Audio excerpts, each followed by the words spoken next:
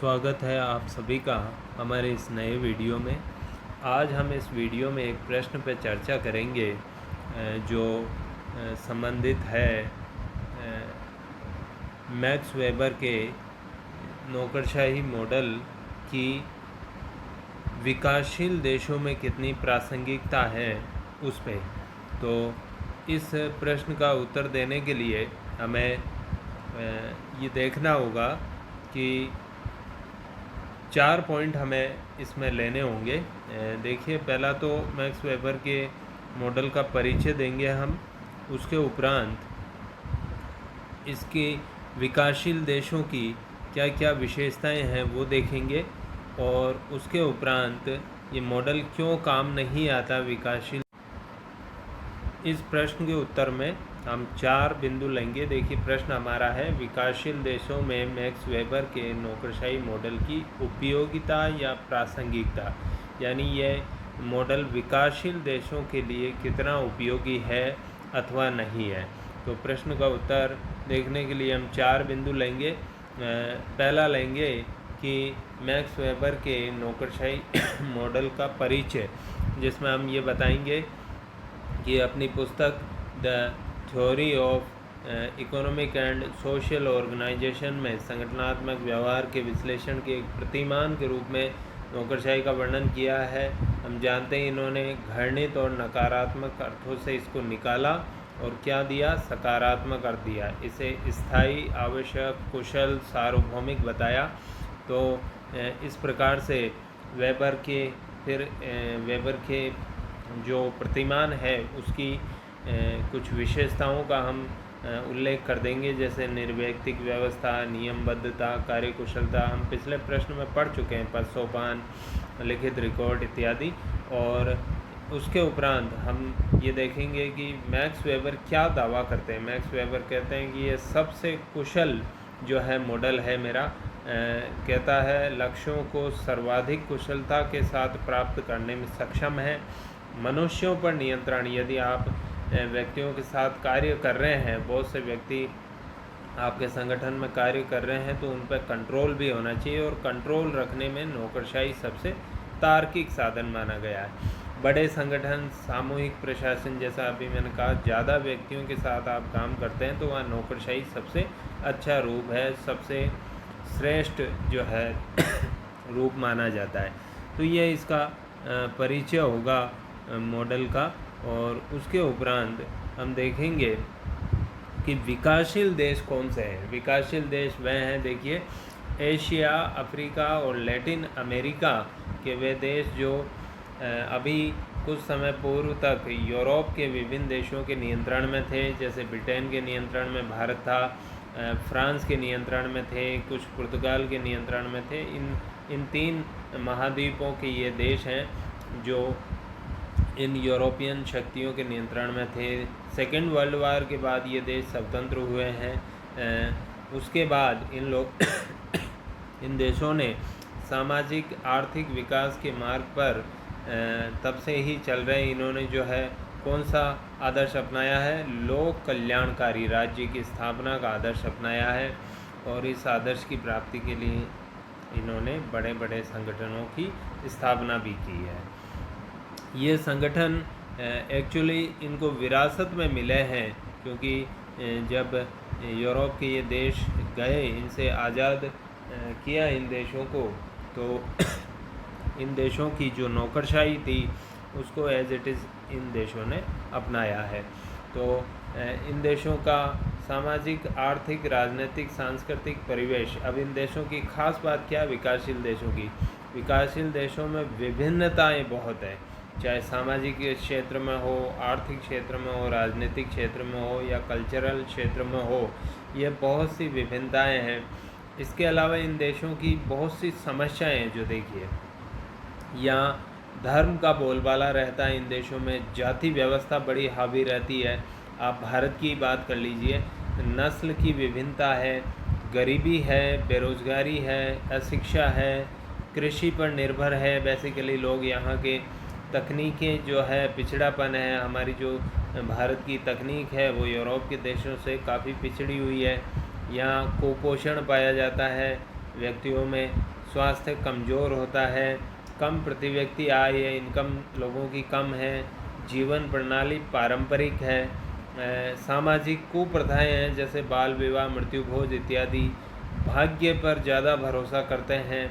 तो इस तरह से अनेक जो है समस्याएं इन देशों में है जो कि यूरोप के देशों में आपको नहीं मिलेगी या बहुत कम मिलेगी। तो इस प्रकार से ऐसी सिचुएशन में नौकरशाही का जो वेबरियन मॉडल है वो कितना उपयोगी है, तो हम देखेंगे कि वास्तव में वेबर का मॉडल इन देशों के लिए उपयोगी नहीं है, क्योंकि वो जो मॉडल बना है वो बना है यूरोप और अमेरिका जो है ऐसे देशों के लिए जो विकसित देश हैं, पूंजीवादी देश हैं, जबकि ये तृतीय विश्व के यानी कि विकासशील या अल्प विकसित जो देश हैं उनमें पूंजीवाद नहीं है, उनमें विभिन्न प्रकार की समस्याएं हैं। तो हम देखते हैं वन बाय वन कि आखिर क्यों ये मॉडल इन देशों में उपयोगी नहीं है। तो पहला देखिएगा परिवर्तन विरोधी। वेबर का जो मॉडल है वो परिवर्तन विरोधी है। हमने पहले पढ़ा है कि रूटीन के कार्यों के लिए तो उपयोगी है वेबर का मॉडल, लेकिन जो नए कार्य हैं, विकास के कार्य हैं, रचनात्मक कार्य हैं, उनके लिए उपयोगी नहीं है। जबकि इन देशों का लक्ष्य क्या है, क्योंकि ये शोषण के शिकार रहे हैं, ये देश गुलामी के शिकार रहे हैं, तो उस दौरान इन देशों में अत्यधिक पिछड़ापन आ गया। तो उस पिछड़ेपन को कैसे समाप्त किया जाए, तो यहाँ पर इन देशों का लक्ष्य जो है वो है सामाजिक आर्थिक परिवर्तनों को लाना। लेकिन वेबर का जो प्रतिमान है वो क्या है, शीघ्रता से लाने में सक्षम नहीं है, क्योंकि वेबर का प्रतिमान बहुत ही कठोर नियम प्रक्रिया का पालन करता है, कागजी कार्रवाई और औपचारिकता फॉर्मेलिटी बहुत ज़्यादा करता है। इस वजह से वेबर का मॉडल इन देशों के लिए उपयोगी नहीं है, इन देशों में जो परिवर्तन लाना उसके लिए उपयोगी नहीं है। फिर बात आती है रोगग्रस्त पर्यावरण। इन देशों का जो सामाजिक, आर्थिक, राजनीतिक जो वातावरण है वो बहुत ही रोगग्रस्त है। अभी हमने देखा बहुत सी समस्याएं इन देशों में हैं और इस वजह से यहाँ का पर्यावरण जो है रोगग्रस्त है, यानी बहुत ही जो है आप देखें कि सामाजिक, आर्थिक और राजनीतिक क्षेत्र में, जैसे सामाजिक क्षेत्र में हम देखेंगे तो बहुत सारी कुप्रथाएं हैं, जातिवाद है, भाग्यवाद है।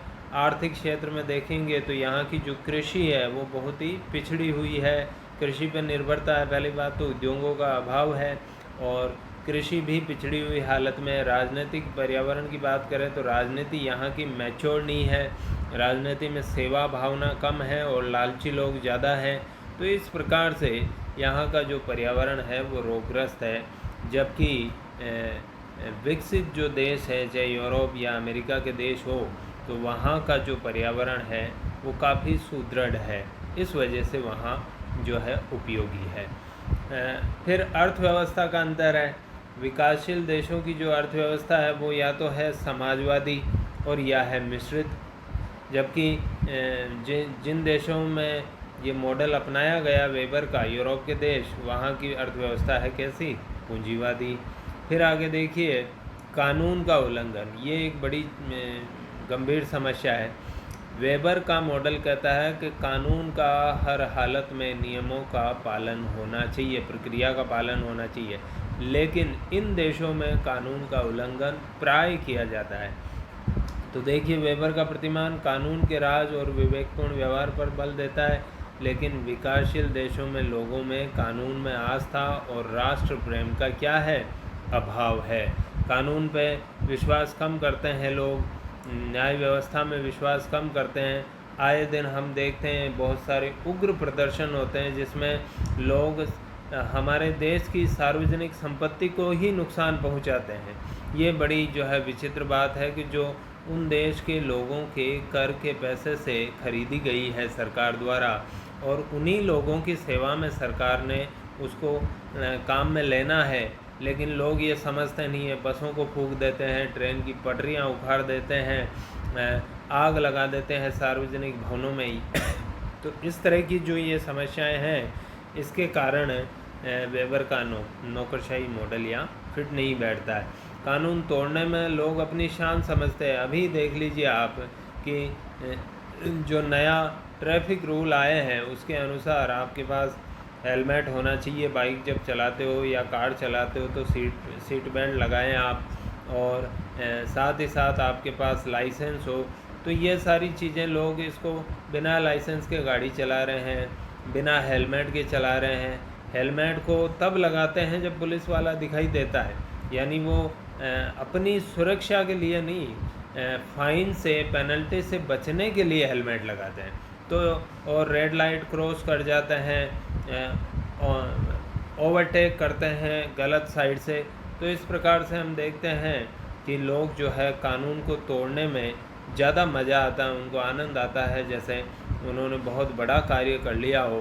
किसी ट्रैफिक हवलदार को गच्चा देके निकल गए हो तो वो फिर अपने दोस्तों में डींगे हाँकते हैं कि आज मैं ट्रैफिक हवलदार को गच्चा देके आ गया। जबकि होना ये चाहिए कि यदि आपके पास कोई कमी है तो उसको ठीक करें, बजाय उसके वो कमी के साथ ही चलते हैं और कानून को अंगूठा दिखाते हैं। फिर उसके बाद देखिएगा, राजनीतिक अपरिपक्वता है। यहाँ की जो इन देशों की जो राजनीति है वो बहुत ही इमैच्योर है, अभी उतनी परिपक्व नहीं हुई है जितनी यूरोप और अमेरिका के राजनेताओं की है। राजनेता जो है, आप देखते हैं कि राष्ट्र के प्रति समर्पण उनमें नहीं दिखाई देता है। कई राजनेता आप देख सकते हैं, भ्रष्टाचार के उन पे आरोप लगे हैं, आय से अधिक संपत्ति की उनकी फाइलें चल रही है, और कई राजनेता जेल भी गए हैं। उसके अलावा राजनेता जो है धर्म की बात करते हैं, जातिवाद की बात करते हैं, भाषावाद की बात करते हैं, क्षेत्रवाद की बात करते हैं। चुनावों में एक निश्चित राशि से ज़्यादा खर्चा नहीं करना चाहिए, लेकिन चुनाव में करोड़ों रुपए खर्च किए जाते हैं। बाहुबल, अपने साथ बहुत सारे मसल्स पावर रखते हैं। तो इस प्रकार से ये लोग जो है वैसे राजनेता नहीं है जो समर्पित हो राष्ट्र की सेवा के लिए, जो है राजनीति में आने की बजाय ये धन कमाने के लिए राजनीति में आते हैं। उसके बाद है परंपरा और तार्किकता। तार्किकता का अर्थ हम साइमन में पढ़ चुके हैं। तार्किकता का अर्थ है कि सबसे अच्छे साधनों का चुनाव करना, ऐसे साधनों का चुनाव करना कि जिसके जो उद्देश्यों को पूरा करे और जिनमें लागत या खर्चा कम से कम आए। परंपरा जो है, अभी हमने देखा यहाँ का जो सामाजिक जीवन है इन देशों का, चाहे वो भारत की बात कर लीजिए आप, परंपरा में लोग बहुत ज़्यादा जीते हैं, सामाजिक परंपराओं कुरीतियों का पालन करते हैं। हम देखेंगे, इन भारत की बात करें तो भारत में भी 3 भारत है। एक ग्रामीण भारत है बिल्कुल, एक छोटे शहर और कस्बों का भारत है, और एक मेट्रो सिटीज़ दिल्ली, मुंबई, कलकत्ता जैसे बड़े जो शहर हैं उनका भारत है। तीनों के कल्चर में, ग्रामीण लोगों का कल्चर और मुंबई जैसे शहर में रहने वाले लोगों का कल्चर बिल्कुल अलग है, उनकी संस्कृति अलग है। तो ऐसी सिचुएशन में वेबर का नौकरशाही मॉडल बिल्कुल कारगर नहीं होगा, क्योंकि वेबर का नौकरशाही मॉडल वहाँ कारगर होता है जहाँ लोग समझते हैं, नियमों कानूनों को समझते हैं और स्वेच्छा से, सबसे बड़ी बात है, स्वेच्छा से किसी नियम कानून का पालन करते हैं। उदाहरण के रूप में, आप यदि सड़क पे जा रहे हैं तो आपके लिए नियम है कि आप हमेशा जो है बाएं चलें। बाएं चलने की बजाय कई लोग, आपने देखा होगा कि दाएं चलते हैं, बीच में चला रहे हैं बाइक, और फिर दुर्घटनाएं भी होती है। लेकिन इस चीज़ को समझते नहीं है। रोड खाली है तो क्या हम रोड में किसी भी साइड पे चल सकते हैं क्या? बिल्कुल नहीं। हम बाएं ही चलें तो वो स्वेच्छा से कानून का पालन करना कहलाता है। उसके बाद देखिए एक और पॉइंट, औपनिवेशिक मानसिकता। इसकी मैं बार बार चर्चा कर रहा हूँ। भारत को आज़ाद हुए 70 से अधिक साल हो गए हैं।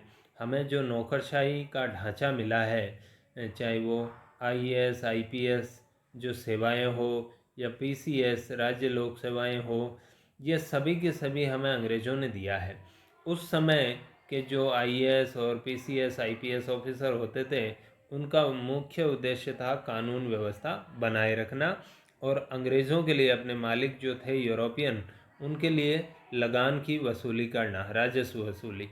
लेकिन आज हमारे कानून व्यवस्था है, निश्चित रूप से कानून व्यवस्था बनाए रखना इनका काम है, लेकिन आज प्रमुख जो कार्य हो गया है हमारी सरकारों ने वो है जन कल्याण।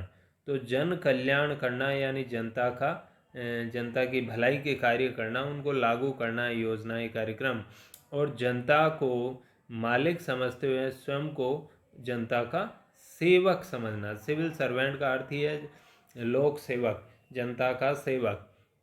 लेकिन आज भी नौकरशाहों की जो बड़े अफसर हैं, अधिकारी हैं, कार्यालयों में कार्य करते हैं, उनकी मानसिकता वही यूरोपियन या ब्रिटिश कालीन ही है, जिसमें वो आम लोगों से घृणा करते हैं और जनता से एक अलग वर्ग समझते हैं अपना आप को, और अपना आप को आम जन से श्रेष्ठ मानते हैं कि हमारे पास बुद्धि है, हम बिल्कुल जो है हमें वेतन मिलता है, हमारा स्टैंडर्ड उन लोगों से, आम जन जो कार्यालय में आते हैं उनसे ऊंचा मानते हैं अपने आप को।